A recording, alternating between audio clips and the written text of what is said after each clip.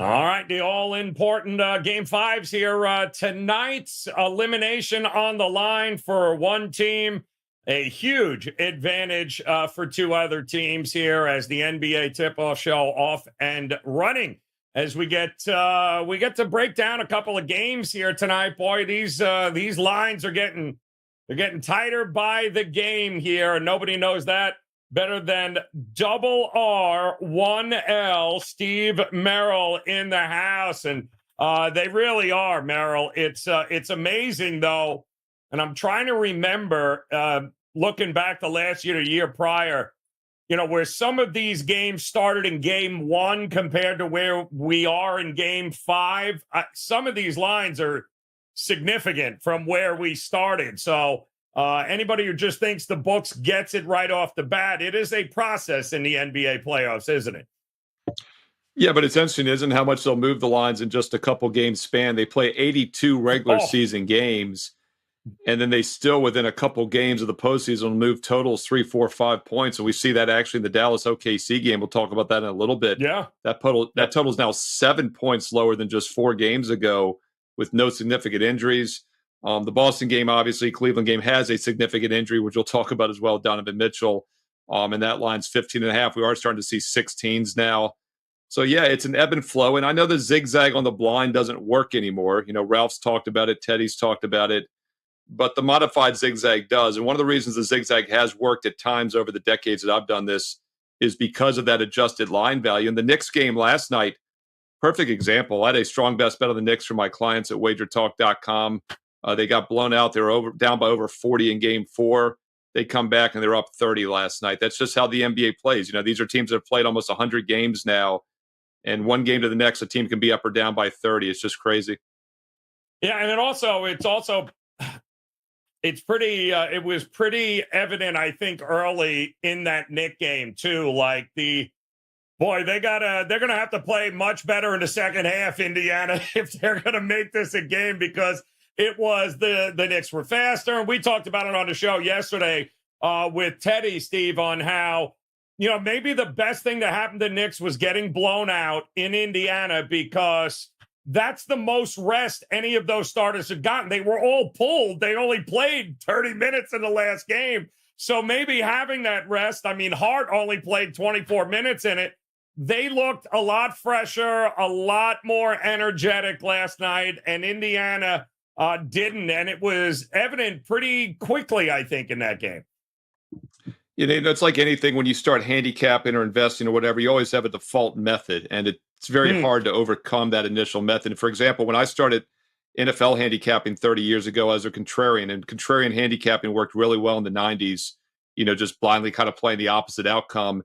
It doesn't work as well now. But when I started handicapping the NBA playoffs 30-some years ago in the mid-1990s, I did a lot of research, a lot of back testing.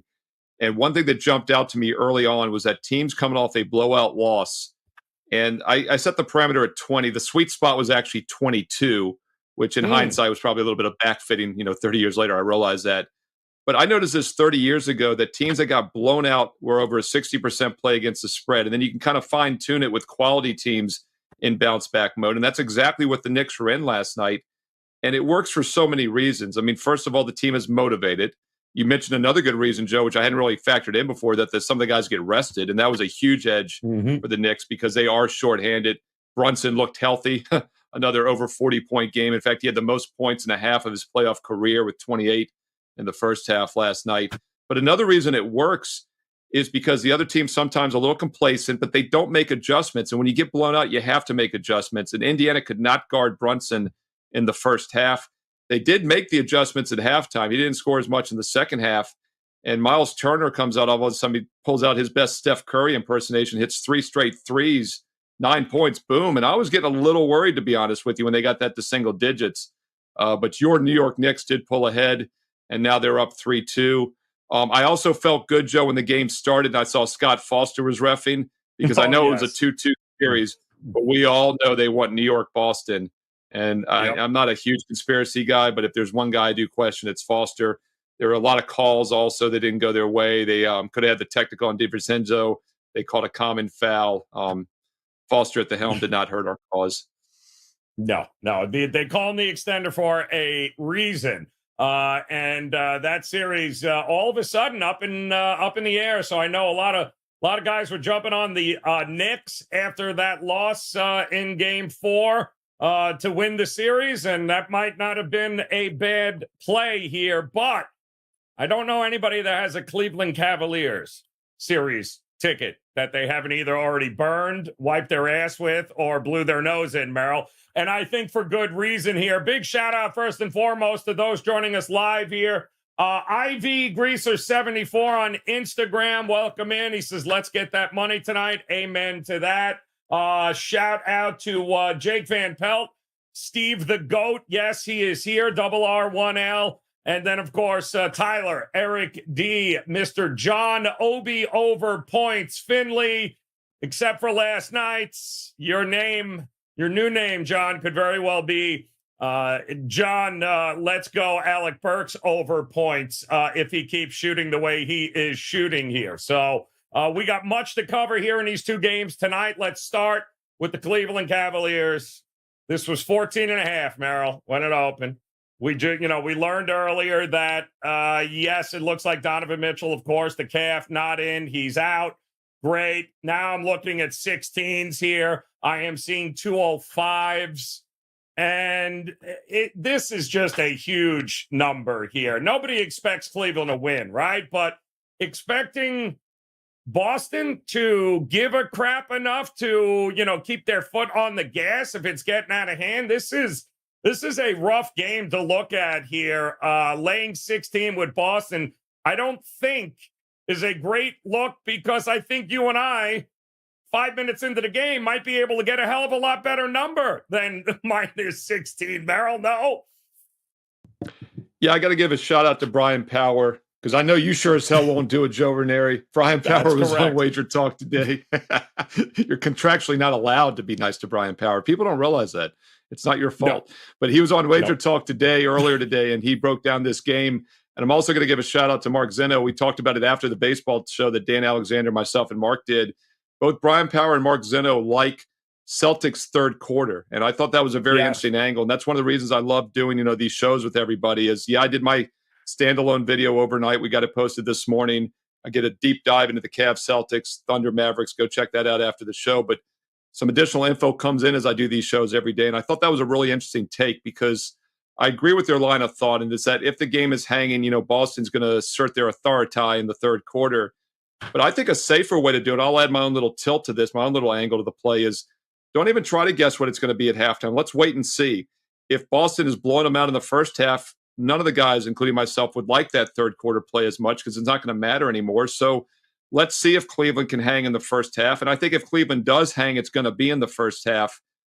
I mean, what's the scenario in which Cleveland's down by 20 and they're going to rally the troops in the second half and come back down 3-1? That's not going to happen. So I'm waiting pregame here. We're going to take a look, see how it plays out. But in the first half, if it's close at any point, if we can get the Celtics in that single-digit price range, -9 or less, pull the trigger. If not, if it's somewhat competitive still, just play them third quarter at halftime or play the second half. Lots of ways to do it, but I think that logic makes a lot of sense. I look for Boston to win this game in the series. If I had to play a pregame, I'd lay the 15.5. I gave that out in my video overnight. I'm seeing Mitchell is questionable still in the 3:30 Eastern report. I don't know if you've seen him officially out or not, but this line hasn't moved much. It was 15.5 last night, and it's still 15.5 with a couple 16 starting to show. I'll tell you one place we're looking, and it was down as low as 14.5 at one point this morning, and because you had Allen was still listed as questionable. There was some thought that maybe all of these guys might give it a go for the final game, but it's looking less and less likely there. But what is your thought? If Donovan Mitchell, let's say, somehow says, all right, I'll give it a roll, or what's the line moving here, Merrill, if at all, is it? Yeah, that's what's so interesting, because when I did the video overnight, Allen was listed as out. Now he's questionable, right, like you said. Mitchell is questionable. And I mean, look, they've got the true odds, by the way, if you're looking at the money line right now, it's 1-500 Celtics, 100-1 Cavs, and it varies. I mean, some places are 1-1,000. Arthur DeCesar and I talked about this yesterday on WagerTalk today, and I said, I made the point that neither one is a good bet. Because Teddy said, it's free money laying the 500 to win one. It's not, because the true odds theoretically should be in between the two, and that would be 300 to 1. So you're giving up a 200-cent disadvantage if you're laying 1 to 500 on the Celtics. But say 300 to 1 are the true odds, and I think they are 99.6% chance the Celtics win one of these next 3 games. So it's over. Why would you possibly risk the health of a youngster like Allen by bringing him back? I just don't see a scenario in which that happens. Mitchell, it just depends on how strained that left calf is. The fact he didn't play game 4 at home, once again, why would you risk him? Why would you risk the future of that franchise in a no-win situation? So I don't think this line's going to move too much if he doesn't play. But if he does play, you're right, it's going to drop a couple points. I had the Celtics -8 in game 4 the other night as a best bet. And when it was announced an hour before tip-off Mitchell was out, I was not feeling good about it, because I know I've seen this movie before. I know how it plays out. I got 3.5 points of quote-unquote closing line value because it went up to 11.5. And I was still not feeling good about it, because I just know how teams overperform shorthanded. I don't think it works as well in the second game, though. And the fact that Boston did kind of underperform, and let's not forget, they were still up 15 late, got it to 6, got it to 9, and gave up a meaningless jump shot with 2 seconds to go to win by 7. Really tough, bad beat, in my opinion. But I think the Celtics are going to come focused here. And I know you don't want to hear it, but they did so against Miami in game 5 last round, winning by over 30. This looks like a focus spot for Boston tonight. Well, of course it is. I mean, we've seen this movie before, which is kind of hilarious, isn't it, though, Merrill? Like you mentioned, we've seen them with Miami, similar situation there, right? They lose game 2 at home, they come back, and then even in the closeout game in game 5, it wasn't remotely close here. I believe Boston is usually winning by 15 or more at home all season long. The Cavs are 1-7 in their last 8 road games, with losses, Merrill, by 25, 23, 28, 19, and 21 mixed in. So, yes, there is a huge opportunity for them to get blown out. Then you got to question yourself, how much do we trust the Cavs not throwing a towel in if they're down 20 heading into the fourth quarter? Or even the third quarter. You got to wonder about that as well, no? Right, and also let's not forget they're not a great three-point shooting team. When your Miami Heat pulled that upset in game 2, they hit a franchise-high 23 threes, and they only won by 10 points. Cleveland hit like 11 early in the game the other night. They hit 11 of them. They finished with only 15. In fact, they only shot 31% from 3 in that last game, but they took 48 three-pointers. So it comes down to, once again, do the three-pointers fall or not? I think a lot of the reasons they fell early was because Boston did not take it serious. That same reason that Miami made 23 is because Boston wasn't taking it serious. But the Celtics are still a top 2, top 3 defensive efficiency team all season. So there again, it comes down to focus. And the fact that it's a closeout game, the fact that they lost their last home game, and let's not mention they didn't play great the other night, but the last time they played on this court, they lost. So I think that's another reason why they blew Miami out in game 5, was that they had just lost the previous home game. That's the exact same situation here. I don't expect Allen to go. I don't know about Mitchell, but that could mean 2 starters are out.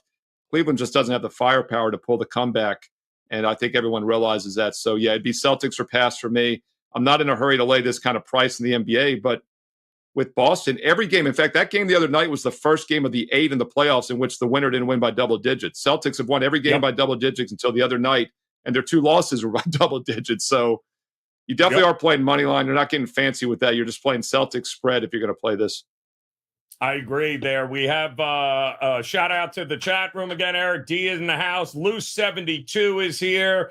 We're seeing a lot of, it looks like, a lot of first half Celtics. I'm seeing a lot of maybe even first quarter, having them come out and just blitz them, which is never a bad idea. I would imagine, Merrill, are you seeing the public anywhere near the Cavs here taking all those points? Are they laying it? The total is interesting, too, because we've had 4 games, 2 overs, 2 unders. Everyone automatically looks to an under here because they don't think the Cavs can score enough. But what do you think of this total at 205 as well here? It feels like it did last game. It closed at, I think, 204.5, 205, and that game went over. So the total seems risky to me also. Yeah, as far as the public sentiment, I see it leaning towards the Cavs. And this is a phenomenon I talk a lot about in my NFL video, Fade the Public NFL, every year. The public rarely plays big favorites. I don't think there's only been a handful. The last 3 years I've done that NFL video, I can only think of maybe at most one or two times where one of the most public plays of the week, if at all, maybe it's never even happened, was a double-digit NFL favorite. So it's kind of counterintuitive. Everyone knows this is a mismatch, but we don't want to lay the 15.5. It's the great equalizer. Right. And the public is actually leaning towards the Cavs here, which is another reason I like Boston. I'm not a fan of laying these kind of numbers, but then I just realized there actually is value here. We talk about playing the biggest totals over, the shortest totals under, and that's another reason that continues to win, because the public normally doesn't like to do that, and you actually get some intrinsic line value built in. As far as the total in this game, it's tricky for me because it very well could be a blowout, and blowouts can go either way. You can get garbage points, but in this situation, I would think you probably don't get the garbage points. You're not going to get the fouling. If Cleveland's down by 12 or 14, they're not going to foul to keep the season alive. And we saw the game the other night, game 3, which was semi-blowout, 13-point win. It landed 199, and both Boston and Cleveland literally dribbled out the final minute. They each dribbled out the shot clock on each end. Boy, I would have loved Cleveland to have done that the other night when I had when I had Boston -8, and for some reason they take a jump shot. So you never know how these blowout games play out. As far as my rescore, without Mitchell out there, my rescore was 213 based on pace and percentages expected. So it was actually higher scoring, and it went over. They dropped the total 2 points, and it still went over without Mitchell. Just a lot of uncertainty with this total, though.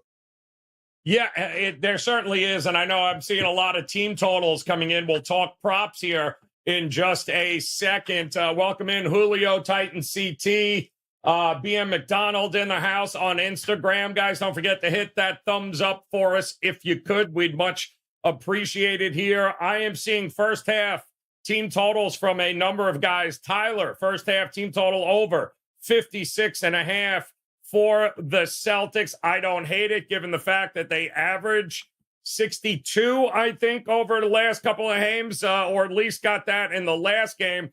The Celtics, especially at home, one of the better first half teams. Anything less than 60 was an automatic bet for a while this year. Merril, we know that they have just, especially against lesser competition, they've been absolutely monstrous early in games, putting teams away and being done with it. I don't hate it at 56.5 either, because it certainly feels like this is going to be a 60-plus first half for the Celtics. I don't see this being a 53-49 kind of first half. Do you?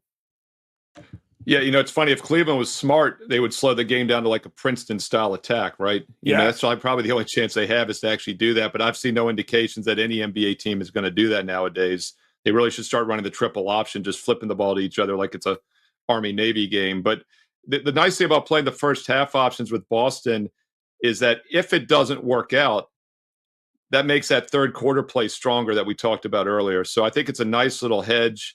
And it's my preferred way to play it, actually. If you, instead of doing that third quarter option that Mark Zeno, Brian Power have talked about, which I agree, or waiting to see if it works out for you, play something in the first half, either a team total over a first quarter or first half. If Boston rolls, you've cashed your bet. You don't need to play that third quarter. If it's a close game, you double up basically by playing the Celtics second half or third quarter, and you're going to probably break even. So it's a good little approach, I think, to this game. I love it. It's the only way I look at games like this, lined at this kind of number. I'm breaking it in half because I still think there's going to be a huge opportunity to get the Celtics at a way better price than -16. There's no reason to lay it here because we just saw it in the last game where I know a bunch of guys that were able in the first quarter to get down to -7.5 with Boston. And guess what? Still didn't cash, but the reality is you didn't have to lay 11.5 or 12. You can absolutely get a ton of value on Boston giving it a go. And, here's the other thing, Merril. If you don't, there's another game. You don't have to bet the damn game. So there's other ways to go. But I do think waiting till this thing goes off and seeing if they can mount a little bit of a run here, the Cavs might not be a bad way to jump in on the Celtics in this one. So team totals over. Celtics team total over 110.5, says Titans CT here in this one. I can tell you this, too. We talked about it in the last Celtics games. I loved Tatum props over. First quarter, full game. and he absolutely went off. I don't see any reason to think that's going to change in this game either, Merrill. 7.5 points in the first quarter for Tatum. Full game over 28.5. Yes, just give me everything Tatum. He looks like he's getting into that point. I think 33 points in each of his last two. Yeah, I think he continues on that scoring streak in this game in a closeout spot as well. Yeah, Joe, I just looked it up. That game 5 against Miami, Celtics closed. The game opened about 13.5 when it started. Briefly, like in the first quarter, you could get them at 12.5 in game. I don't think the line was ever lower, and it was up to the 20s by about halfway through. So they came out and just routed Miami. So that's the only concern, is that you might never get that single-digit price with the in game. But then again, if you're playing first quarter, first half, like you recommended, you've got a winner already if it becomes a blowout early. If not, then you will get that in-game price, of single digits maybe. So I really do think that's a good approach. Tatum, textbook example of what we talk about. Everyone stops believing in Tatum all of a sudden. He went under in, 7 of the first 8 playoff games. He stayed under his point total. In fact, the only time he went over in the first 8 playoff games, 5 against Miami, 3 against Cleveland, is when he had 28 points in game 2, which would have still been under the 29.5 and the 30.5 we've seen the last couple games. So up until the last 2 games when he's had 33 each time, like you mentioned, he had 28 or less to start the first 8 games, which were basically all unders. He is the odds-on favorite to be the MVP. Even before these 2 overs, he was already the odds-on favorite, just because the odds have Celtics minus money now to win the championship, and he's a likely MVP candidate.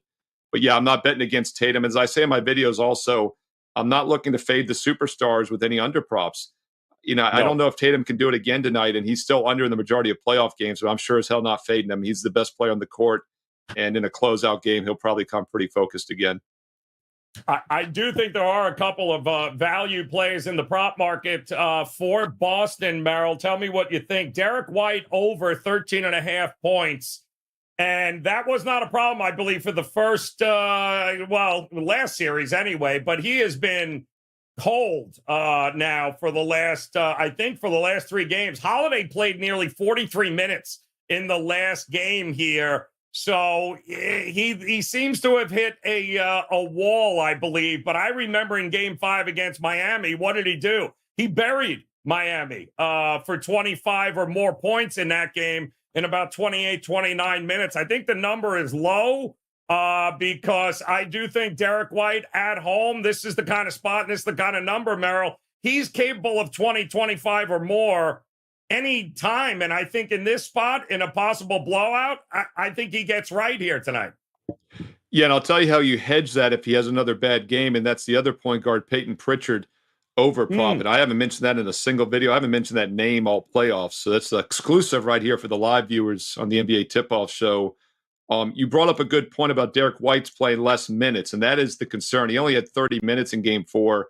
Yep. Pritchard played 25.5, almost had the same amount of minutes, and they each took 6 and 5 shots. But I also think you can make the argument if this game's a blowout, they want to get White going for the next series in the championship round, so he probably gets some extra minutes. I liked Derek White over in game 4. It obviously did not get there. He only had 5 points, as you mentioned, but he had 25 points in game 1, 10 and 12 in the other games. He's gone under now 3 straight, but we're getting some value over 13.5 now for that reason. I like Derek White over, and you could definitely hedge that a little bit with Peyton Pritchard over as well, over 8.5. He's had 16, 13, and 11 in 3 of the 4 games in this series. He's been very underrated. And Ralph Michaels had a great point last week when we were doing the show talking about, I believe it was maybe game 2, or it was game 2, I think, at the point. He said that Cleveland's guards are terrible defenders, and that's something I've had in the back of my mind. So I'm looking to play these Boston guards over for that reason. Now, Mitchell is one of those 2 terrible defenders, and he might not play tonight. So if anything, they might be better defensively without him. But yeah, White and Pritchard over, play them both. At worst, you're going to get a split. You might end up winning them both. Yeah, I also don't understand the Holiday 14.5 total points here.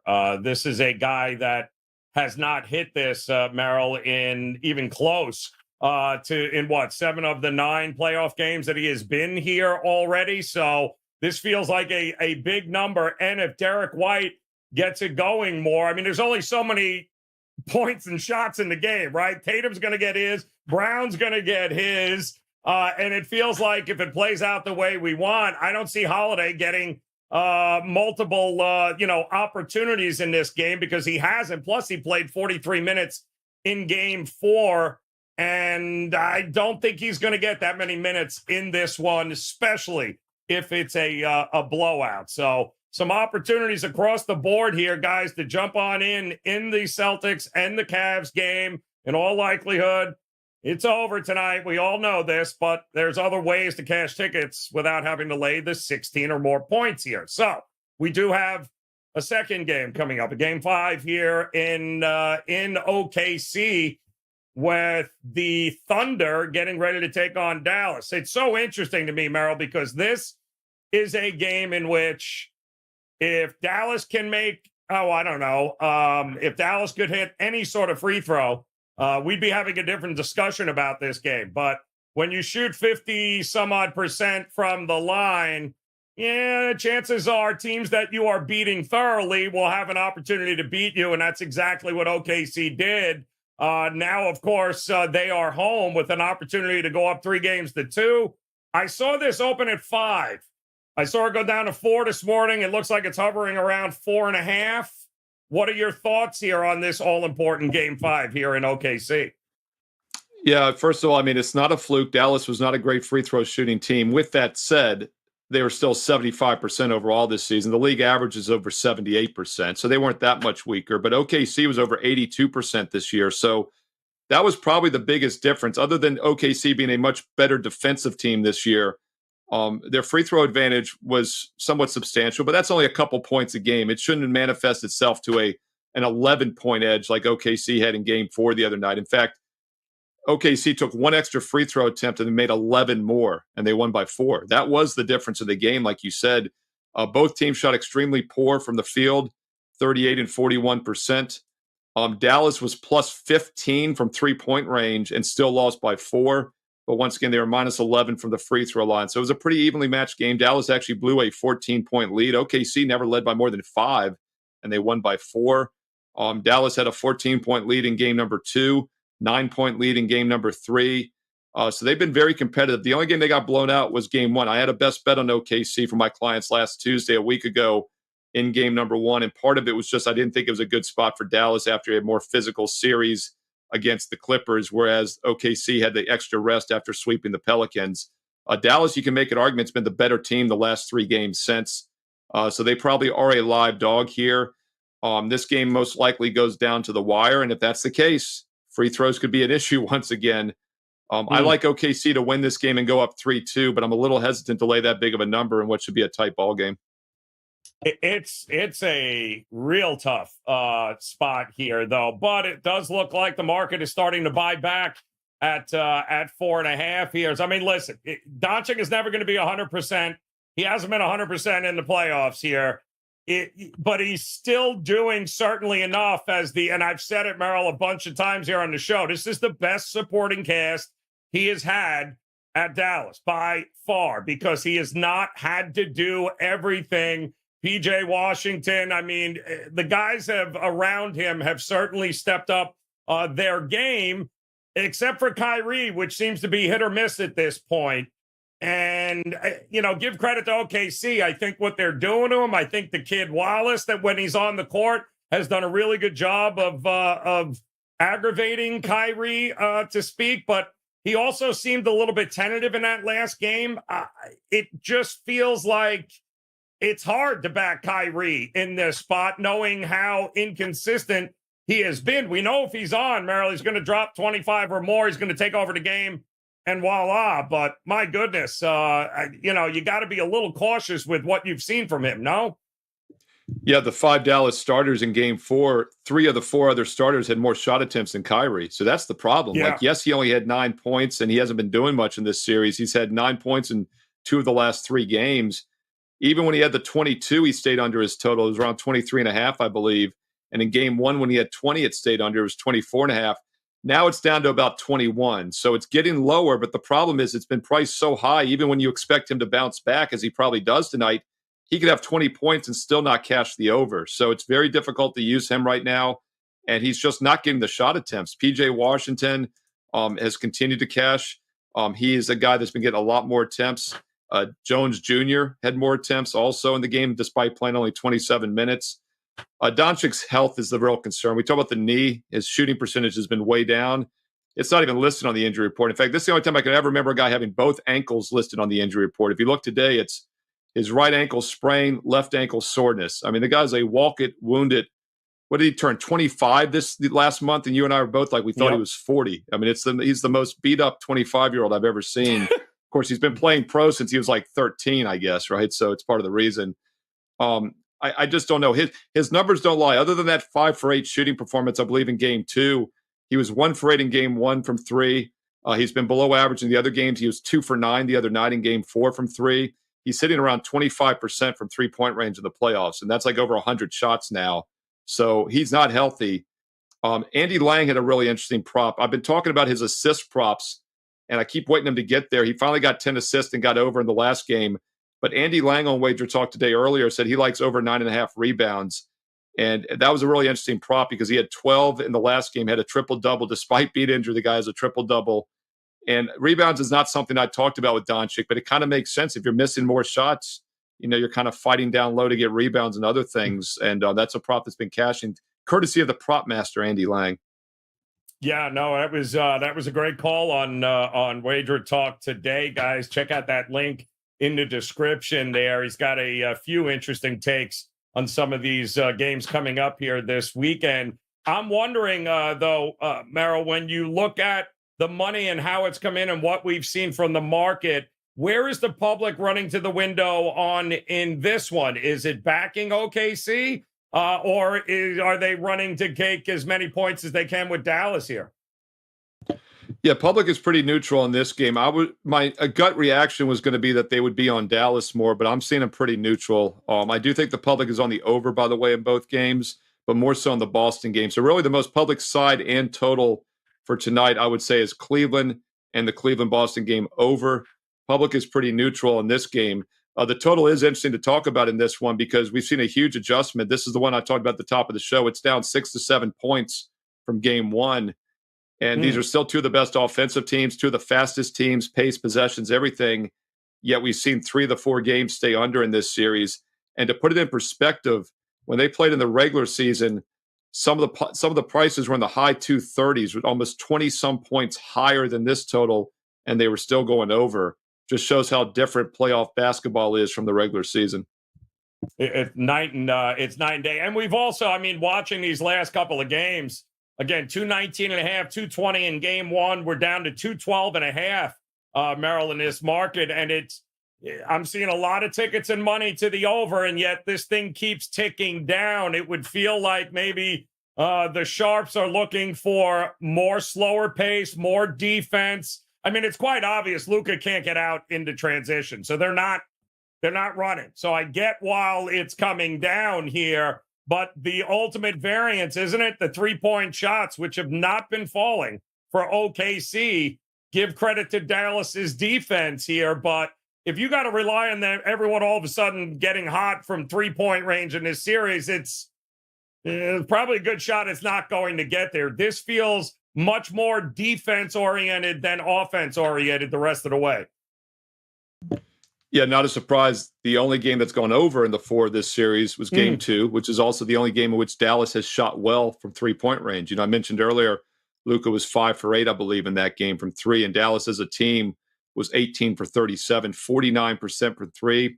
They've been 34, 33, and 34% in the other 3 games. So you're exactly right. That's going to be the difference. On the road against a good defensive OKC team, you think it's a little less likely.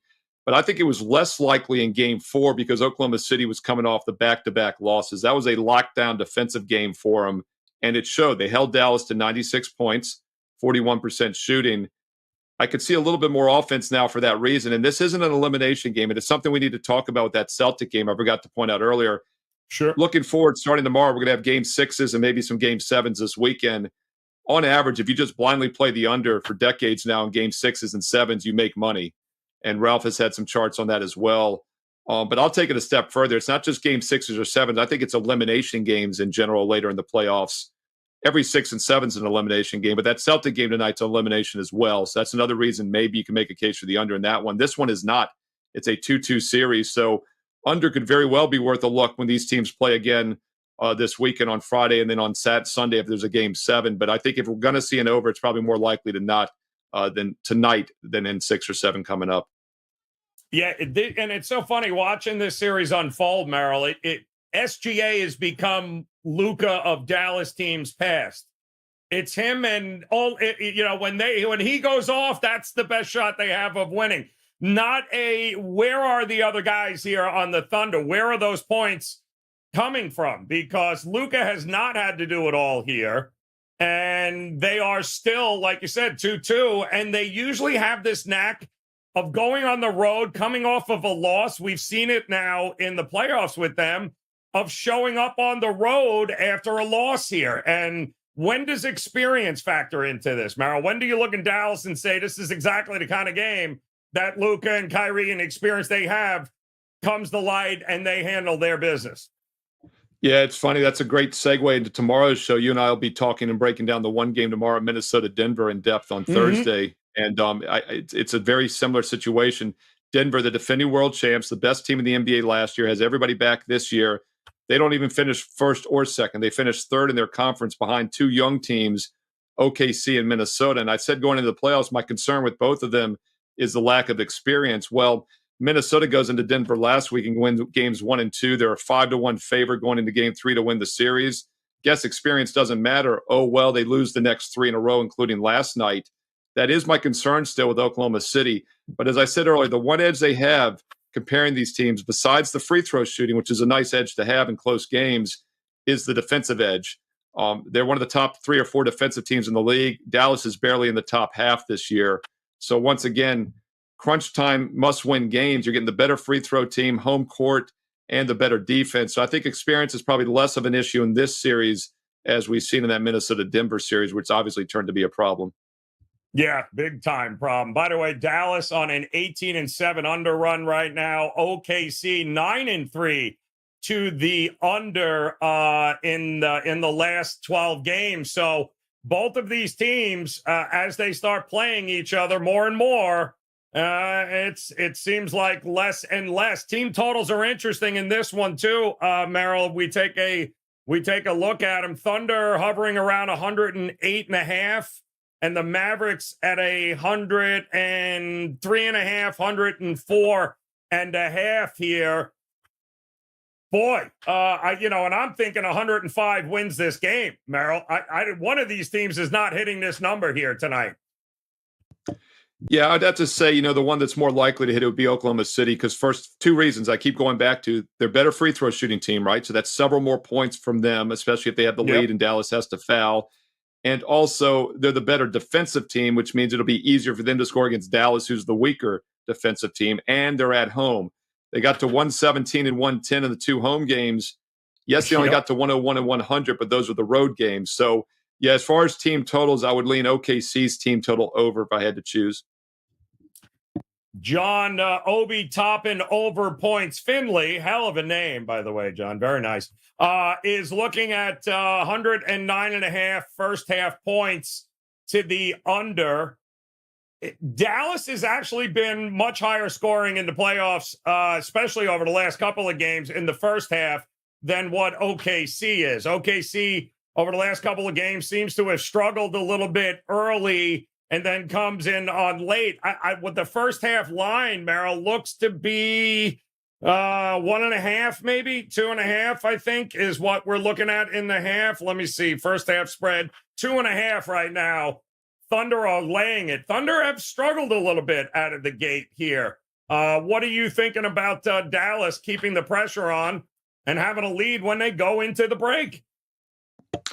Yeah, the only game in which the Thunder have led by more than 1 after the half was game 1, in which they were up by 9. They won by 22. And we talked about earlier, that was not a good spot for Dallas. I had a strong best bet on OKC. If you like the under, I think you're better off playing the full game under than the first half. And the reason I say that is because the 2 games at OKC, game 1, 115 points, yet it stayed under for the game, went over in the first half. Game 2, 130, and then it landed 229. So the second halves are much lower scoring in both games at OKC so far. So if you do like the under, I would play the full game, not necessarily the first half. I don't see any particular edge with the first half being lower scoring.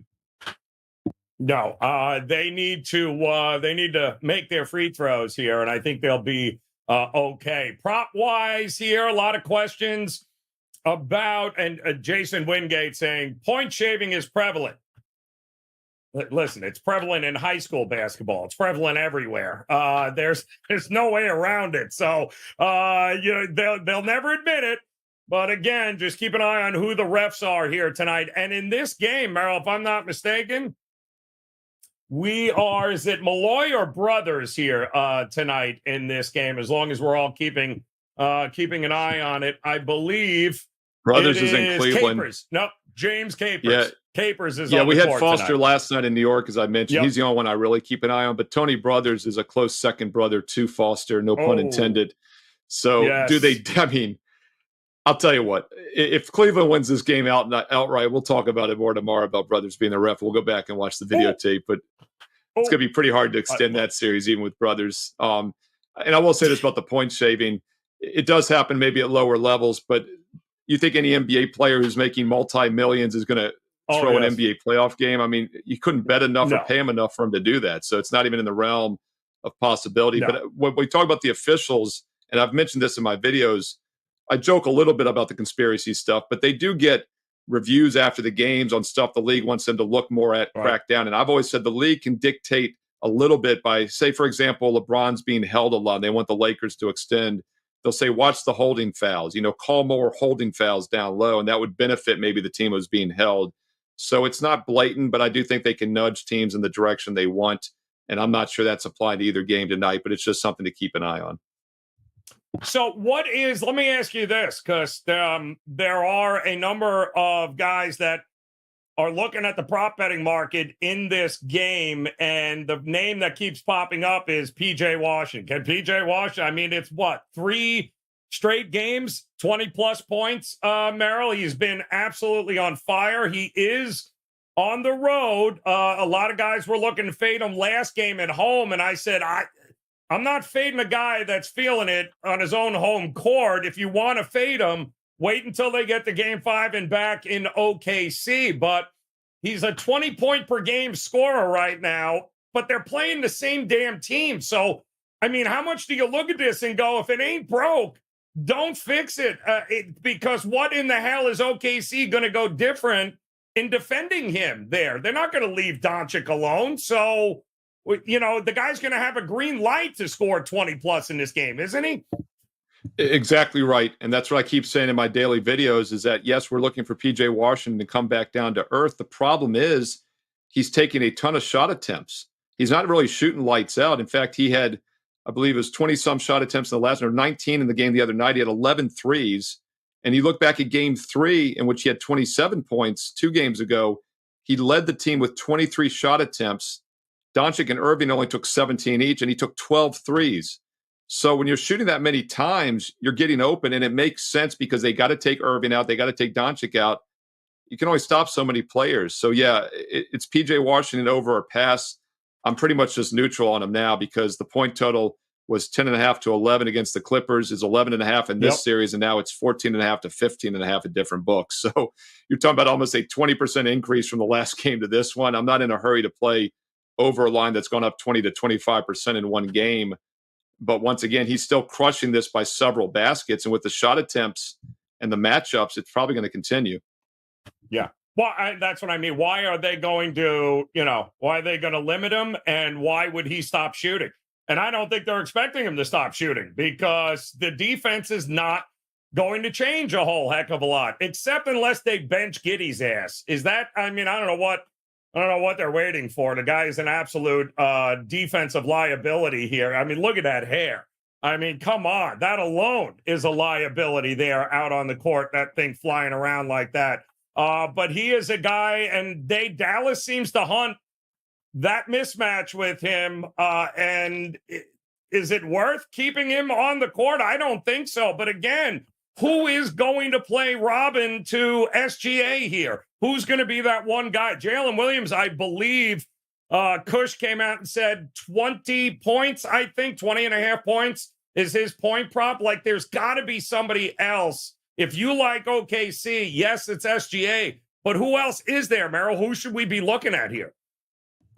Yeah, the thing about Giddey is he only had 12 minutes in the last game, 8 shot attempts, 13 minutes in game 3.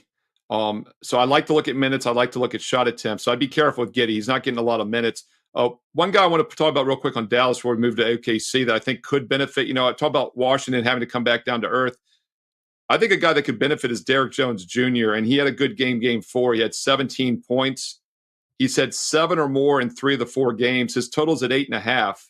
Just had 17, but what I like about him is he's getting some shot attempts. In fact, he had just 1 for 10 shooting in game 3, in which he had 3 points. He's had 7 or more points in every other game, and he was just 1 for 10 in that other game, in which he had 3 points, and he's getting some minutes. So once again, they're going to focus on Doncic and Irvin. If they start to do so on PJ Washington, which I think they do, because he's had over 23 straight games, like you said, I think Jones Jr. point prop over 8.5 is probably my favorite Dallas prop actually tonight. As far as OKC, their big 3, Holmgren, Williams, SGA. I still look at Jalen Williams a lot.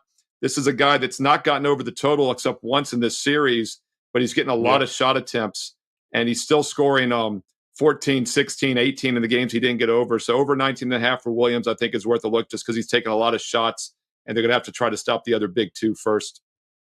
And what are we thinking about Kyrie? This was another question here. Is Kyrie being the facilitator here? Didn't score a lot of points, Merril, right? But his assists, I'm seeing 5.5, and he's got to play that role, isn't he? I think he's up to 27 assists, 7 turnovers in his last 3 games. It feels like he's very comfortable in getting other guys involved. Should we be looking with him if we're scared off on the points? That maybe his assists aren't a bad way to look either. Yeah, and Kyrie had 2 steals in 4 straight games until the last 2 games. He had 1 steal total, and his total's at 1.5 again. So he's probably due to have a nice game on steals also along the same logic. His total assist has usually been, I believe, around like 5.5, which seems pretty low to me once again, and that's where it's set again. And he only had 3 in game 1, but he's at 11, 7, and 9, and it's still just 5.5. So I fully agree with you there. The shot attempts haven't been there, which means he's having to get rid of the ball to other guys. So I think the assist odds on Kyrie is the best way to play it. Yeah, I kind of like that one now that I'm looking at it. Ryan Huffman in the house here joining us for the first time. Welcome in, Ryan. Welcome to the WagerTalk TV family. Appreciate you hanging with us here. Money is in the house, and money says what we're saying, right? So I hope Dallas goes down by 15 so I can take them at plus money on the big plus money on the money line. I agree with you here. The only game I'd be worried about a team not being able to come back, obviously, tonight is the Cavs, but it doesn't feel like 15 points, 10, 15 points is a big obstacle to overcome either way in this series here, Merril. Do you agree? Yes, fully agree. OKC was down by 14 points in game 4, came back and outscored them by 18 the rest of the way. And we've seen it in quite a lot of these games. And this is a very competitive, close series. So, yeah, I think whenever you have a competitive series, if either one of these teams gets down by double digits, they're probably worth an in-game bet.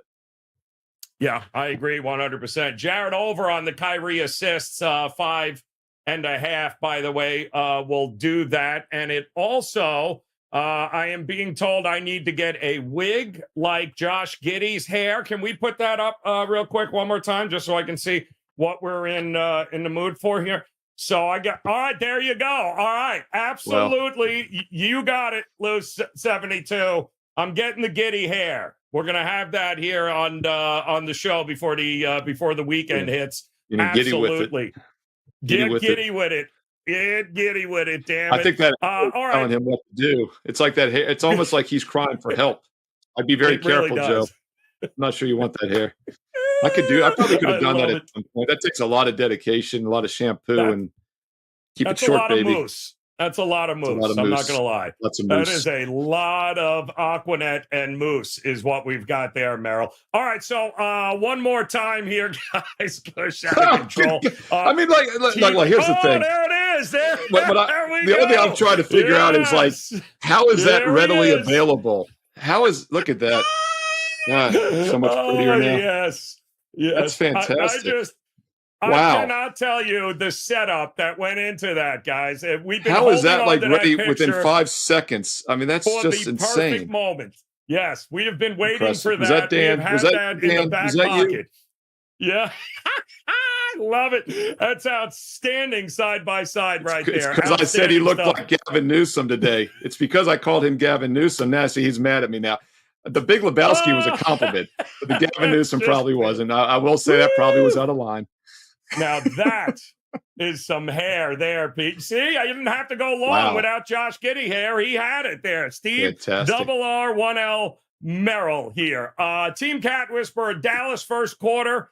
It looks to be a big play for there. Angel coming in, Merril saying SGA over on points. I know you're going to pay a premium on those, but let me just see what that number is right now for him. 31 and a half, 32. 31 yeah, anywhere half. from 31 and a half to 32 and a half. He's had 29, 33, 31, and 34. So he's been right around this. But you're exactly right, Joe. You're paying a premium. But as I said with Brunson last night, I'm not looking to go under any of these superstars, but I usually just kind of stay neutral. I like to kind of dig in the weeds and find guys like we talked about PJ Washington, but I think Jones Jr. is now the guy on Dallas. I don't play with the big boys. These guys are overs or passes for me. But after a few months, what I prefer with guys like this, in all seriousness, is for them to have an off game, as long as there's no injury involved. And Brunson was a little banged up. Doncic's a little banged up. So that's what concerns me. But let's look for SGA to have an off game, and then we come back with the over. That's when you want to usually hammer him. Tatum's another guy like that as well. After the 33-point games, I'm a little lukewarm on him tonight. But if he has an off game, we're going to come back with him the next one. Yeah, I'll tell you that right now. I'm with you. The superstars are the superstars for a reason, guys. Especially in the playoffs and these big moments, it's kind of hard to fade them in any way, shape, or form. I think there's other good spots to go on the board. I know we had a big question. A couple of people asked Merril about Al Horford tonight, switching back to the Boston game. They wanted to know what we thought about Horford and any of his props. And you can't go wrong, I guess, always looking at Horford when it comes, I think 18 and a half points, assists, and rebounds is what I saw early.